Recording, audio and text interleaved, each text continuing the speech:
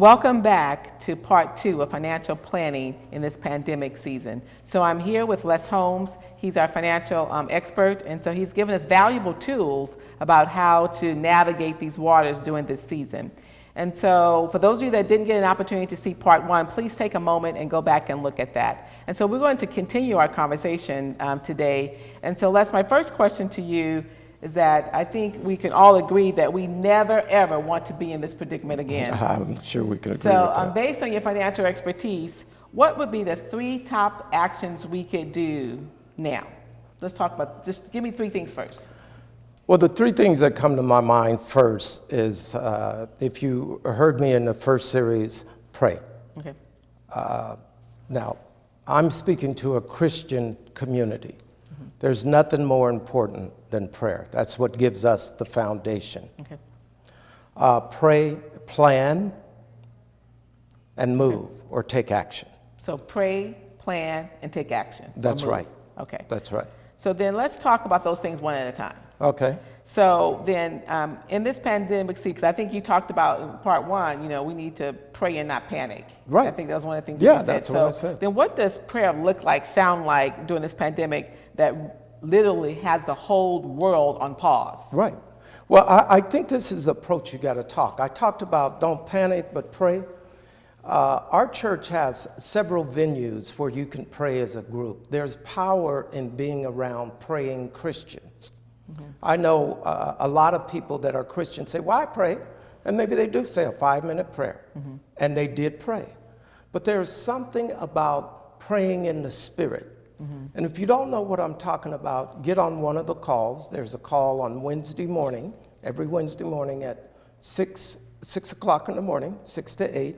You can get on a conference call through the church. So it's every Wednesday, 6 to 8. There's another one from 6 to 7 every Wednesday night. Okay. Wednesday evening from 6 to 7. And then there's another one on Sunday mornings from 8 to 9. So there's 3 venues where you can corporately pray with other individuals, where they're praying about many things, including this corona situation. And so the first one is prayer. Okay. For a Christian, that is the basics. Okay. It's what keeps you from panicking. It's what helps you to stay grounded. I talked about that in our first series, is prayer. Cannot stress it enough. Okay. So in addition to prayer, in fact, for those of you that don't know, we will have the information regarding our the prayer phone call numbers will be on the website. So thank you for that. Yes. And so then the second thing, so not only are we to be praying, but we need to be planning. So let's talk a little bit more about that. Right. Yeah, we need to have a plan. I talked a lot in that first session about a budget. Okay. But the budget is just part of our overall plan. Okay? The budget is just a part of the overall plan. And so you have to plan out what you want to accomplish. And each one of us are going to be different. There's some people that have no job whatsoever and no money coming in, 0. There's other people that are working harder than they ever worked. I got to be honest, as a financial advisor, I'm working more now than I have in the last 20 years. I know some other people said, look, I'm working 5 or 6 days a week to keep up. So the spectrum is wide. Correct. And so you have to plan based on your particular needs. Okay. And so then, we're to be praying, we're to be planning, and then the third thing you gave us was talked about moving. So Right. Talk to us some more about that. And the moving and planning really work close together, because what's the use of setting up a plan and you never take any action? It may be called, when you just put it off, Procrastinating? That's the word, procrastinating.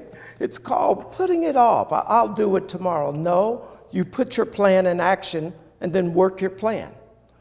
You have to move, you got to do something. A lot of us will talk a good game. Oh, I should be doing this and I should be doing that. I realize I'm making less money now, so I'll figure it out. No, you need to figure it out now, not put it off till tomorrow. Look, my wife is very thrifty. We collect recycle. I had a whole truckload of recycle. Now, I went there and I was amazed how many people are recycling now. That makes sense. Money is money. Right? You know, if I can pick up $60 here, $70 there, why not? We have to get creative. We have to be creative. And so as we begin to plan based on what we want to accomplish, there's something about focusing on a plan that I believe after you've prayed, the Spirit will guide you on what you should be doing.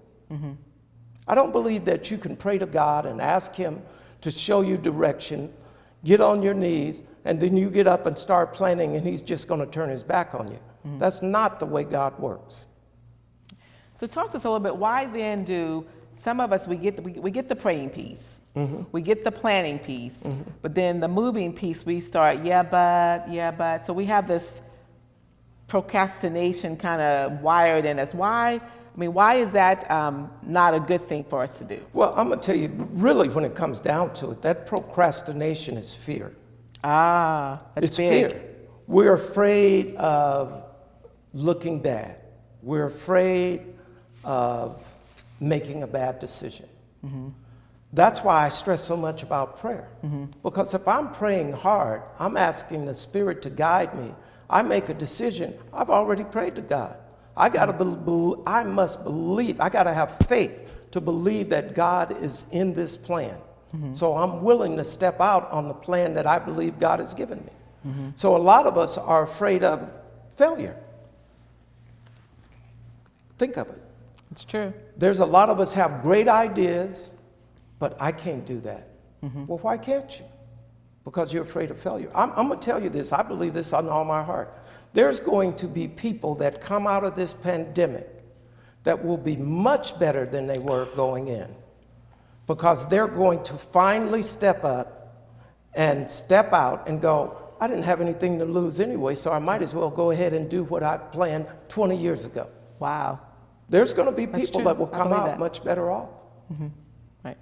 I was telling a group a few weeks ago, we want to be better and not bitter when we come out of this. That's right. And so that if we're going to do that, we need to be able to pray, plan, and move. That's exactly right. So that's good advice. I think also the word talks about God has not given us a spirit of fear, right, but of power, love, and a sound mind. So we need to be able to stand on His word through this pandemic time and not be falling out someplace, right? Not falling out someplace. I tell people, I try to make it a habit to read a Proverbs a day. Okay. It's a book of wisdom. If there's ever time you need wisdom, it's right now. Whether you have a lot of money or no money, wisdom still applies. So where do I go? Go to the Word of God. We as Christians believe that God's Word is absolute truth. It's not situational truth. It's absolute truth. What better time to be in your Word than right now with the crisis we're going through? Nobody's seen this coming. You hear people on TV, well, I had predicted it, but nobody really thought it would ever happen. Not worldwide, right? But it's happened. Right. And I hate to tell somebody this, but it could happen again.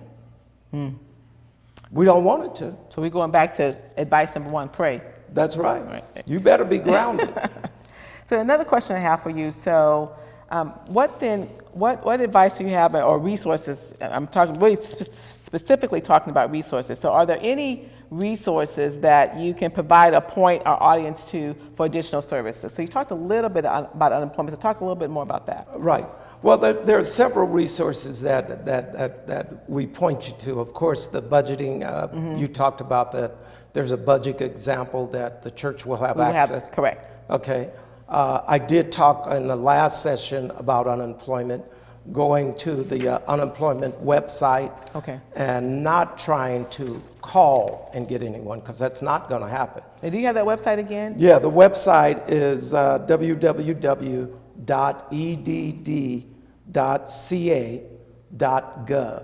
Okay. Go there, if you're unemployed, go there and familiarize yourself with that website. I'm sure there's a lot of resources on that website that they can help you. So if you're unemployed, if you worked part-time or That was full-time, good. Right. go. If you were self-employed, go.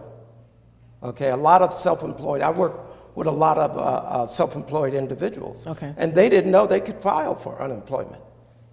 Go there. They have situations there that can help you. That's definitely good to know. Good. So thank you for that. So your original question is, what are resources? The budgeting, unemployment, and then there's literature that's out. I mentioned it in the first series. We had just taught a class, Sister Jerry Higgs and I had taught a class saying no to debt. Okay. The author is Dr. Soares, I believe. Yeah, DeForest? Yeah, DeForest Okay. Soares Jr. Uh-huh. You can probably have access to the book through the St. Paul We'll put that on the bookstore, website as well. or even Amazon. Okay. And the one last book, which is really one of my favorites, is called Taking Care of Business with Lee Jenkins. Okay. We did not teach a class on that. I've referred to that book many times in classes that I've taught. Again, you can access that book on Amazon probably for as little as $4 or $5. Oh. You know, nothing wrong with used books. The material's still the same. Okay, great. So those are definitely resources. We want to make sure we'll also make that available on our website as well, because again, we want to be able to give people tools to help them navigate through all of this, because we know we're in challenging times. Right. So now I have another question. So the government, probably within the last 2 months or so, some people were eligible for these stimulus checks. Right. And so I saw a news story a couple of days ago that talked about people are, using these stimulus checks to buy big ticket items like cars or big TVs, hot tubs, jacuzzi, all that kind of thing. So Right. what's your thought on that? Well, I got this chunk of money here. Right. Ooh-wee, what am I going to do Right. with it? Well, the first thought really is a prayer of thanksgiving for those that received it. Right. Hey, it's an increase. Thank God for it. You said about 80% of people got that, or what? From my understanding, about 80% of the people are getting it. Okay. Some people are getting it that are surprised they even got it. Other people are still waiting to get it. But Okay. the goal is that everyone will be receiving something. Okay. Now there was initially a threshold based Correct. on earnings. So if you earned a certain amount, you may not get it. But then again, you probably didn't need it. But the point is, once you get it, so what do you do with it? Right. As you had said, there's a lot of advertisers out there. If I'm running a furniture business, I'm going to advertise knowing you're getting your stimulus in. That's how I make money, by selling furniture. But if you're listening to me and I'm telling you to pray and get a plan, and you have a plan, and your plan, let's say you didn't lose your job, and let's say you're making money. Okay. And your plan is that, hey, I'm going to buy an automobile. I was going to buy an automobile before the pandemic, and I'm probably still going to buy an automobile. Okay. This pandemic might be a blessing for you, because the car companies have to sell it at a discount. They sell it at a discount, it can be a savings to you. Okay. So I think what you should hear me saying is this: if it's in your plan to buy the large ticket items, go for it, because you can probably get a good discount. Oh, okay. But if it's not in your plan, don't do it. Ah. Don't just, I'm gonna buy a big screen because I'm at home now and I got more time at home and I need a larger TV. Watching more Netflix, right? Yeah, no, don't do it. Okay. Make it part of your plan. So that's really the approach to it. It has to be for the individual. Right. And I think that goes back to something you talked about earlier, Les, and that was it takes a higher level of discipline to not go out and buy that big screen TV. That's right. When it's not in your... When it's not in the plan. That's right. We don't want to hear that word, but we right. hear We don't you. want to hear it, but it's absolutely We true. hear you. We hear you. Okay. And so I really have one last question for you. And I knew your mom, and so I Right. know she was a woman of great wisdom. Right. I can actually still hear her in my head. Right. So, because I often think sometimes there are things that we learn that that might be in a book, like the resources that you talked about. Right. But there's some things that you just aren't going to get in a book. That's You're right. not going to get in a textbook. Right. So my question to you: so if in fact we're not going to find it in one of those places, but if your mom or to give you advice, and she would say, son, This. what I would be always her say advice? this. Look, some things are taught Okay. and other things are caught. Uh-huh. This is one of those things that I caught from my mom.